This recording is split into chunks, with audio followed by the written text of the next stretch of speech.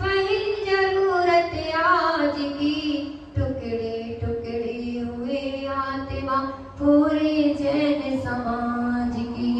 टुकड़े टुकड़े हुए आत्मा पूरे जैन समाज की। बोले आदि प्रभु बोले आदिनाथ भगवान की। बोले उत्सर्वेता चिंतामणि पार्षद भगवान की।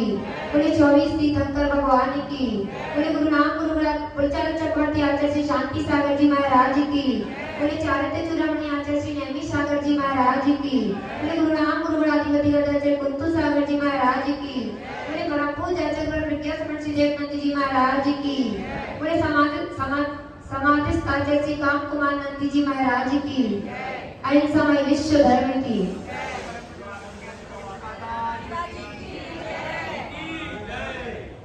धर्मिष्ठी बंधु, जैसा कि सबको विदित है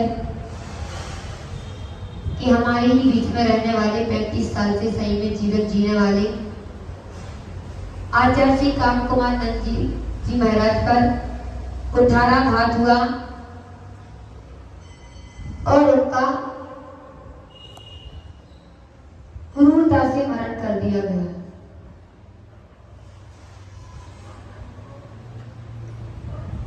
उनका मरण हो गया। मरण होने के बाद उनकी पिंची का मंडल उनके ही आश्रम में मिलते हैं और किसी को कोई चिंता नहीं। हम अनेकों वर्षों से रक्षाबंधन पर्व मनाते आ रहे हैं। हम साधुओं की रक्षा का संकल्प लेते आ रहे हैं, लेकिन कोई आगे नहीं आया और आचार्य श्री गोवर्धन नंदी जी महाराज आगे आए। उन्होंने विष्णु कुमार महामुनिराज का रूप धारण किया और वो आगे आए। उन्होंने आवाज उठाई और उन्होंने कहा हमारे महाराज की खोज कीजिए, हमारे महाराज कहाँ हैं, हमें जल्दी से जल्दी पता लगाकर गवर्नमेंट से उन्होंने मांग की और उनकी मांग से गवर्नमेंट ने धिक्कार किया। लेकिन आपको बता दूं, मैं आज सुन रही थी, मैंने इसके लिए सभा एकत्रित नहीं की थी कि आप यहाँ आके एक दूसरे पर आक्षेप कीजिए। आप ये दिखाने के लिए मैंने ये सभा एकत्रित नहीं की थी कि आप ये बोलिए कि हम ऐसा करते हैं, वो ऐसा करते हैं, वो जुलूस में नहीं गए, हमने ऐसा किया, उनने वो गलती की। हमने ये सभा एकत्रित इसलिए की है कि आज हम अपनी जो बीत गया सो बीत गया, आज हम अपनी समाज को एकत्रित कर सके। हम आज अपनी समाज में इतना जोश, इतना उत्साह ला सके कि आगे जो हो गया वो आगे ना हो। लेकिन हम आज भी वही एक दूसरे पर आक्षेप कर रहे, वही एक दूसरे की गलती देख रहे। जब विमल सागर महाराज जी का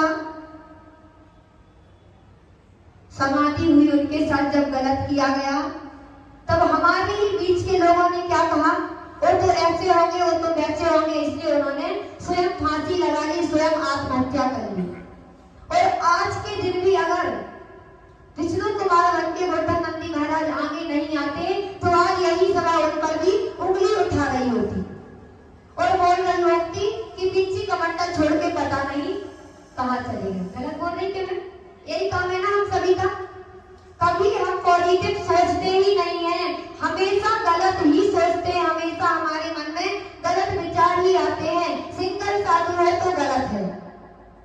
मैं नहीं बोलती कि सिंगल साधु होना चाहिए, क्योंकि हमारे गुरुदेव भी बोलते हैं कि कभी भी सिंगल साधु को विचरण नहीं करना चाहिए, क्योंकि यदि विश्वाचार्य ने मूलाचार्य में स्पष्ट लिख दिया है कि सिंगल साधु यदि रहता है, बोलना नहीं चाहिए हमको, कठोर है, लेकिन गुरुओं की वाणी है, आचार्यों की, पूर्वाचार्यों की वाणी है, सिंगल साधु मिथ्या दृष्टि का दोष लगता है अगर सिंगल साधु विचरण करता है।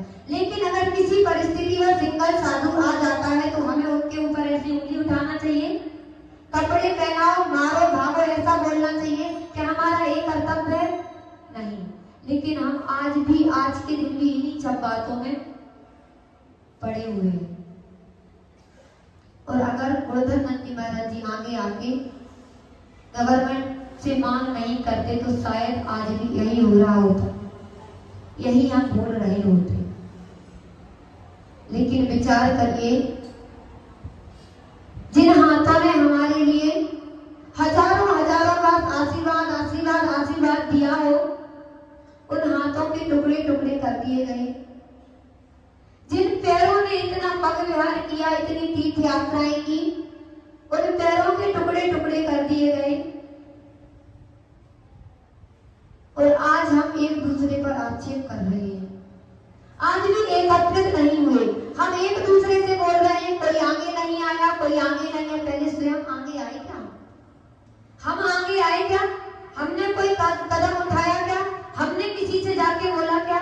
जब हमने नहीं किया तो हम दूसरे से क्या अपेक्षा रखेंगे? विचार करिए, जब हमने खुद नहीं किया, मैंने खुद नहीं किया, आज कितने दिन हो गए, मैंने खुद कुछ नहीं किया तो मैं दूसरे से क्या अपेक्षा रखूं कि दूसरा ऐसा ऐसा करे। आज अगर हमारे भाई के साथ कुछ होता, आपके भाई के साथ कुछ होता, आपके बेटे के साथ अगर ऐसा कुछ हो जाए तो क्या आप अपनी दुकान खोल के बैठोगे? क्या आप ऑफिस में जाओगे? क्या आप अपना बिजनेस धंधा लेके बैठोगे और गवर्नमेंट से बोलोगे कि खोजबीन करो, हम अपनी दुकान चला रहे हैं? फिर आज तो हम यही कर रहे हैं ना। सबको अपने अपने कामों की पड़ी है। क्या हम अपनी दुकान बिजनेस धंधे बंद नहीं कर सकते? मैं यह नहीं बोलती कि ये पहली बार हमारे आचार्यों के साथ, पूर्वाचार्यों के साथ, तीर्थंकरों के साथ ऐसे कर्म पहले भी हो चुके हैं, ऐसे कार्य पहले भी हो चुके हैं। और जैसा महाराज ने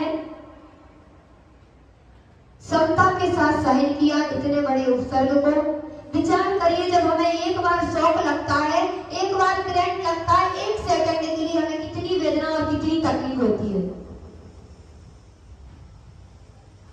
और उनकी तो पूरी बॉडी में शॉक दिए गए, उनको शॉक लगा के मारा गया। उनकी विशुद्धता देखिए, उनके परिणामों की विशुद्धि देखिए कि वे चल विचल नहीं, वो भी चिल्ला सकते थे, वो भी आवाज कर सकते थे, लेकिन रात का समय था, मौन थे और उन्होंने सहनता से सहन किया, समता के साथ सहन किया। और उनको सौंप दिए गए तो भी उन्होंने चीज चूक कुछ भी नहीं किया और सहन करके अपने शरीर का त्याग किया। फिर भी शांति नहीं, फिर भी शांति नहीं मिली। हमारा जैन धर्म तो अहिंसा का पुजारी है। उन्होंने तो दया बरसाई, किसी गरीब व्यक्ति को जरूरत थी और उन्होंने उसकी जरूरत को पूरा किया, लेकिन जरूरत भी उनके प्राणों पर आ गई। उन्होंने समता से सहन किया और सहन करके वो तो जाके स्वर्ग में विराजमान हो गए। लेकिन विचार करिए कि अगर यही कार्य अगर किसी दूसरे अन्य साधुओं के साथ हुआ होता, किसी दूसरे समाज के साधुओं के साथ हुआ होता, तो अभी 10 दिन लगते थे क्या? दूसरे दिन बाजार बंद हो जाते, दूसरे दिन सब कुछ हो जाता। लेकिन हमने क्या किया? गवर्नमेंट बुड्ढा नंदी महाराज जी ने मांग की, गवर्नमेंट ने लोगों को खोज दिया, क्या हुआ कैसे हुआ ये पता लग गया। इसके बाद क्या? वही मोदी जी जब इमोशनल ब्लैकमेल करते तो हमारे सामने आके जय जिनेंद्र बोलते रघुकार मंत्र से अपनी सभा का प्रारंभ करते, क्योंकि उनको अपनी रोटी सेकनी पड़ती है। जब उनको अपनी रोटी सेकनी है तो हमारे सामने आके जय जिनेंद्र बोलेंगे, रघुकार मंत्र बोलेंगे। आज मुंह पर पट्टी लगा के क्या बैठे हुए हैं? और चाहे तो एक दिन के लिए भारत बंद भी करा सकते हैं और हमारे साधुओं को सुरक्षा भी आज हम 10 दिन से मांग कर रहे हैं, हमारे साधुओं को सुरक्षा दो, हमारे साधुओं को सुरक्षा दो। कभी हमारे मंदिरों पर आती, कभी हमारे साधुओं पर आती, कभी हमारे पिछियों पर आती, कभी हमारे अल्पसंख्यक पर। क्यों हम ही क्यों दिखते? क्या दुनिया में और कोई समाज नहीं है? वो बागेश्वर धाम वाले जैन समाज के साधु इतने अच्छे हैं, उनको अपनी प्रभावना करनी, उनको अपनी पब्लिसिटी चाहिए तो जैनों को पकड़ते।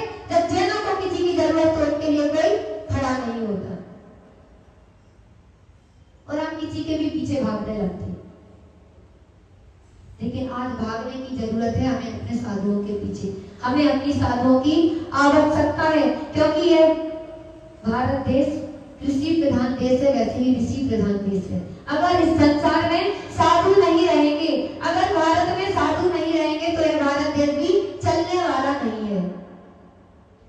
किसी ने कहा है संत ना होते जगत में जल जाता संसार। और पंचम काल के लास्ट तक संत रहने वाले हैं। वीरांगन मुनि, सर्वश्री यारिका, पंगुश्री श्राविका, अग्निदत्त श्रावक। ये मुनि यारिका श्रावक श्राविका पंचम काल के अंत तक रहने वाले हैं। जो बोलते हैं कि उनके साथ ऐसा हुआ, उनने कुछ किया होगा, वो कोई गद्दे पर सोए सोए अस्पताल में नहीं गए, उनका मरण कोई हॉस्पिटल में नहीं हुआ, उनका मरण तो समाधि पूर्वक हुआ है। उन पर जो उपसर्ग आया था उन्होंने उस उपसर्ग को सहन किया है और उपसर्ग को सहन करके उन्होंने अपने शरीर का परित्याग किया है। उन पर उपसर्ग पूर्वक मरण हुआ है, मैं मानती हूँ। उन्होंने उपसर्ग पूर्वक अपने प्राणों का त्याग किया, मैं ये भी मानती हूँ, लेकिन उनका क्रूर मरण हुआ है, उनका कुमरण नहीं हुआ है। जो ये बोलते हैं कि उनका कुमरण हो गया, 35 साल तक उन्होंने संयम से रहे तो भी उनका कुमरण हो गया, और आज कान खोल के सुन लीजिए, और आज कान खोल के सुन लीजिए, उनका क्रूर मरण हुआ है लेकिन कुमरण नहीं हुआ है। उन्होंने स्वेच्छा से अपने शरीर को त्याग किया है, उन्होंने स्वेच्छा से समाधि को धारण किया है, अपने प्राणों का परित्याग किया है। वो चाहते तो चिल्ला सकते थे, यहाँ वहां दौड़ सकते, दो ही व्यक्ति थे ना, दो व्यक्ति के लिए एक महाराज काफी होते हैं, लेकिन उन्होंने प्रतिकार नहीं किया। उनके सामने जो आया उन्होंने उसको समता से स्वीकार किया, क्योंकि किसी ने कहा है बाहर का वर्तमान अंदर का अतीत होता है। समझ रहा होगा, बाहर का वर्तमान अंदर का अतीत होता है। उनके वर्तमान में उनको शौक लग रहा था, लेकिन उनके अंदर उनका अतीत चल रहा था। उनके अतीत में जो स्वर्ग में जाना था, उनके अतीत में परिणाम चल रहे थे, और परिणामों के साथ उन्होंने अपनी देह का परित्याग किया। और अंदर का वर्तमान बाहर का भविष्य होता है, और जो उनने अंदर से सहन किया, आगे उनका भविष्य सुधर जाएगा। उन्होंने अपने भविष्य को देखा है। अगर यही कार्य किसी दूसरी समाज में हुआ होता, पालघर का सबको मालूम होगा, पालघर में हुआ था और पालघर में पूरी समाज एकत्रित हो गई थी, गाड़ियां बंद हो गई थी, चक्का जाम हो गया था। हमने क्या किया? हमारी तो इतनी बड़ी समाज है, अभी भी कोई कुछ नहीं बिगड़ा है, अभी भी कोई बात नहीं। अब भी जाग जाओ, अब भी चेत जाओ और एकत्रित हो जाओ। और जो 20 तारीख को भारत बंद या जैन समाज जो अपनी दुकानें बंद करने, अगर सच्चे जैन हो गए, मैंने कल आपको बोला था, हमें बहुत खुशी है क्योंकि ये 2 दिन की वहीं पर परसों सोचा, और परसों और कल में ही 2 दिन बोला इन लोगों को कि जुलूस निकालना है, विनयाञ्जलि श्रद्धांजलि सभा रखनी है, और सभी के सहयोग से इतना अच्छे लोग आए हैं क्योंकि इनकी गुरु के प्रति श्रद्धा है। लेकिन जो नहीं आए हैं, कोई बात नहीं आ पाए, लेकिन अभी भी कोई कुछ बात बिगड़ी नहीं है। अभी भी जागिए, अभी भी चेतिए और संगठित हो जाइए। एक उंगली खुला हाथ राख का और बंधा, कुछ पैसा बोलते हैं खाप का, ऐसा तो बंध जाइए, आप बंध जाइए। छोटी सी समाज है लेकिन बड़ों को हिला के रख सकती है, इतनी हमें ताकत है। उस ताकत को जागृत कीजिए। और जो 20 तारीख को दुकानें बंद होने वाली है, सच्ची के जैनी हो तो इस 20 तारीख को किसी के भी प्रतिष्ठान खोलने नहीं चाहिए, किसी को भी ऑफिस जाना नहीं चाहिए, किसी के बच्चों को स्कूल कॉलेज कोचिंग आदि जाना नहीं चाहिए। अगर सच्ची गुरुओं के भक्त होंगे, सच्ची के महावीर के भक्त होंगे, तो आप ऐसा करोगे, हमारी बात को रखोगे। अगर जैन नहीं होंगे, केवल नाम के जैन होंगे, तो आपको जो करना सो करो, साधु का साधु देख ले। लेकिन अगर आप समझते हैं कि हमारी जिम्मेदारी है कि हमें साधुओं का सेवा सुरक्षा करनी चाहिए, संभाल करनी चाहिए, तो आप इस बात को ध्यान में रखेंगे। रक्षाबंधन ज्यादा दूर नहीं है, सब लोग विष्णु कुमार मुनि बनिए। एक समय था जब 700 मुनियों पर उत्सर्ग हुआ था, 4 मंत्रियों ने 700 मुनियों पर काम किया था, बलि, प्रहलाद, नमुची और बृहस्पति, ऐसे 4 मंत्रियों ने मिलकर 700 मुनिराजों पर उत्सर्ग किया था। और 2 लोगों ने 1 मुनिराज पर उत्सर्ग किया है। और हम तो इतनी बड़ी समाज है, और साधु कितने हैं? 1500-1600। 1500-1600 साधु हैं। अभी हमें ना कोई पंथवाद है ना कोई संतवाद है, ना कोई पंथवाद की बात हो रही है इधर, ना कोई संतवाद की बात हो रही है। हमें केवल जैन है, हमें ये समझना है हम जैन हैं और हमें अपने साधुओं की सुरक्षा करनी है। अगर इतना उद्देश्य लेके हम चले तो हमें कोई हरा नहीं सकता। हम विजय प्राप्त करेंगे और हम अपनी साधुओं की सुरक्षा भी कर पाएंगे। हम किसी से कम नहीं है, रक्षाबंधन दूर नहीं है। इस रक्षाबंधन पर सही मायने में हमें साधुओं की रक्षा का संकल्प लेना है। रक्षाबंधन के पहले हमारे पास रिजल्ट होना चाहिए। रक्षाबंधन के पहले तक हमारे पास रिजल्ट होना चाहिए। हमारी साधु सुरक्षा, हमारे साधुओं की सुरक्षा का हमारे पास लिखित हमारे पास गवर्नमेंट से आदेश होना चाहिए। हमारे साधुओं को सुरक्षा मिलनी चाहिए। तो ये सुरक्षा अगर आप लोग एकत्रित होंगे, संगठित होंगे, एक स्वर में बोलेंगे तभी हो सकता है। चार कुछ बोल रहे हैं, चार कुछ बोल रहे हैं तो कुछ होने वाला नहीं है। बिहार, आहार, निहार, सेवा, वैयावित्ति, इस सभी के बारे में बोलेंगे, लेकिन आज ये सब बोलने के लिए हमने इधर इकट्ठा नहीं किया है। सब समझते हैं लेकिन जिम्मेदारी निभाते नहीं है, अपनी जिम्मेदारी। लेकिन आज हम इकट्ठे हुए हैं कि हम एकत्रित हुए, हम जागृत हुए, हमें अपने साथ 20 को और जागृत करना है। आज विचार करिए घर पर जाके हम क्या कर रहे हैं। बैठे बैठे हमने जन्म क्यों लिया है। साधु आप लोगों के भरे से घर छोड़ के आ गए, घर त्याग करके आ गए, संयमित जीवन जी रहे। और चाहेंगे तो उनको प्रवचन देने की आवश्यकता नहीं है, उनको कुछ भी करने की आवश्यकता नहीं है, अपनी आत्मा में लीन हो जाएंगे। लेकिन आप लोगों के कल्याण के लिए, आप लोगों को सही मार्ग दिखाने के लिए, आपके सब कल्याण के लिए साधु आपके लिए समय समय पर संबोधित करते हैं, लेकिन आप उनके संबोधन का लाभ नहीं लेते। जो गया सो गया, मैंने पहले भी बोला। अब हमें जाने नहीं देना है। विचार करिए, जागृत होइए। और 20 तारीख को अगर पूरी सकल जैन समाज संगठित हो गई और सकल जैन समाज की दुकानें बंद हो गई तो बहुत कुछ हिस्से तक हम पहुंच पाएंगे, बहुत कुछ हिस्से तक हमारी विजय हो पाएगी। लेकिन हमें ऐसा नहीं कि 10 ने किया 20 ने नहीं किया। प्रदर्शन दिखाना है, विरोध दिखाना है तो एकत्रित होकर सभी को दिखाना पड़ेगा, तभी हमारी आवाज गवर्नमेंट तक पहुंचेगी। लेटर लिखे हैं हमने प्रधानमंत्री, मुख्यमंत्री, राज्यपाल, रक्षा मंत्री, गृह मंत्री आदि के लिए। अभी सभी ट्रस्ट मंडल जाएगा और विज्ञापन सौंप कर भी आएगा। लेकिन हमारा सभी का, जिन्होंने साइन नहीं किए वो सभी साइन कर दीजिए। लेकिन हमारा कर्तव्य है, हमें शांत नहीं बैठना है। माता जी ने सभा एकत्रित की, माता जी ने जुलूस निकालने का बोला, आपने निकाल दिया। इतनी बात से कुछ नहीं होने वाला है, इतने मात्र से कुछ होने वाला नहीं है।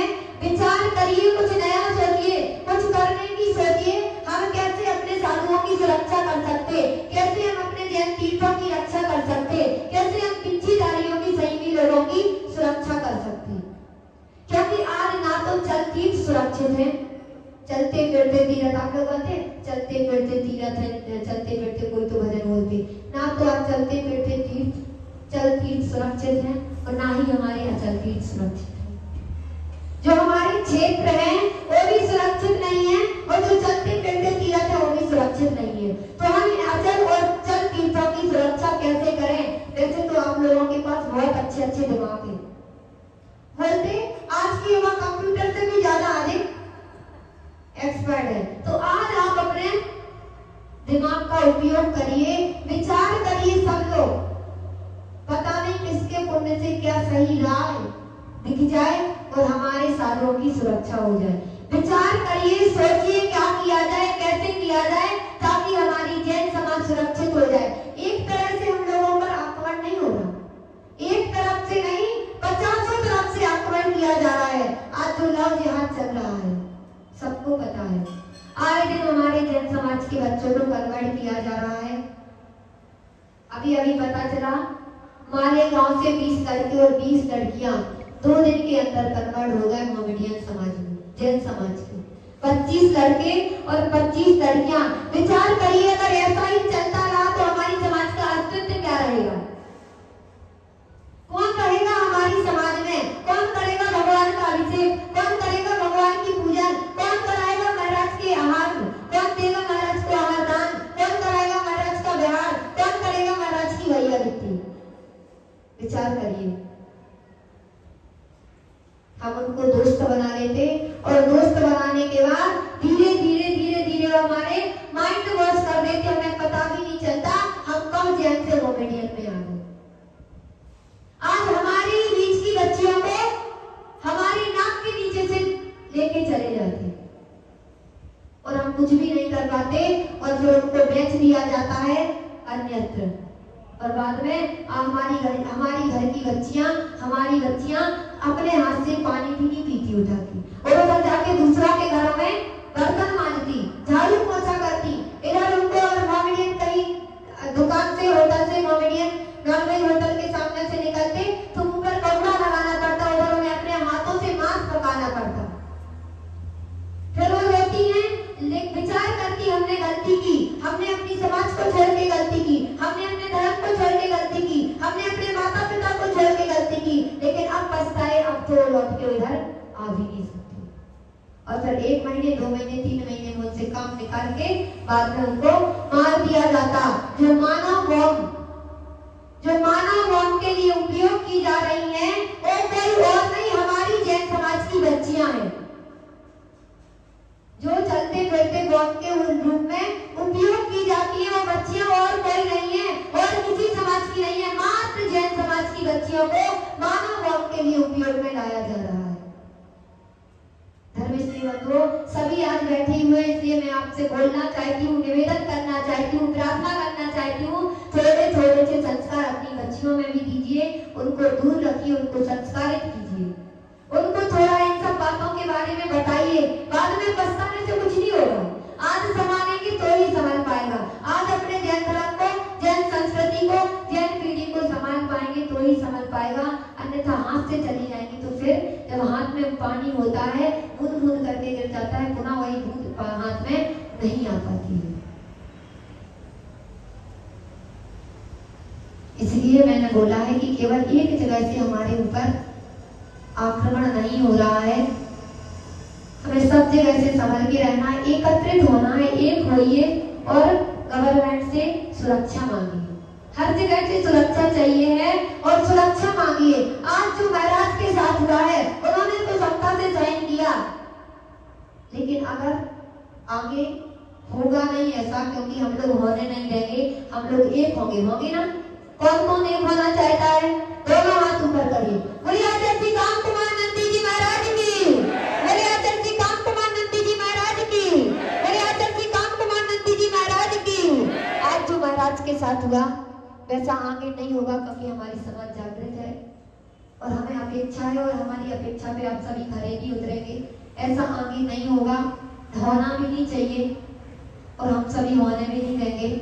बस महाराज के चरणों में यही निवेदन है, आपने तो समता से अपनी समाधि की, अपने देह का त्याग किया, हम लोगों में भी इतनी ही समता भर दो, हम सभी साधुओं में, सभी में इतनी ही समता रहे, ऐसा आशीर्वाद दो। और चंद पंक्तियों के माध्यम से आचार्य श्री काम कुमार नंदी जी महाराज के चरणों में श्रद्धांजलि, विनयाञ्जलि प्रेषित करते हुए अपने 2 शब्दों को विराम देंगे और उनके चरणों में कोटि-कोटि नमन करते हैं। चिट्ठी ना कोई संदेश, जाने वो कौन संदेश, जहाँ गुरु चले गए, जहाँ गुरु चले गए, हम सबको लगा के ठेस, जाने वो कौन संदेश, जहाँ गुरु चले गए, जहाँ गुरु चले गए। एक आय बनी होगी हमने न सुनी,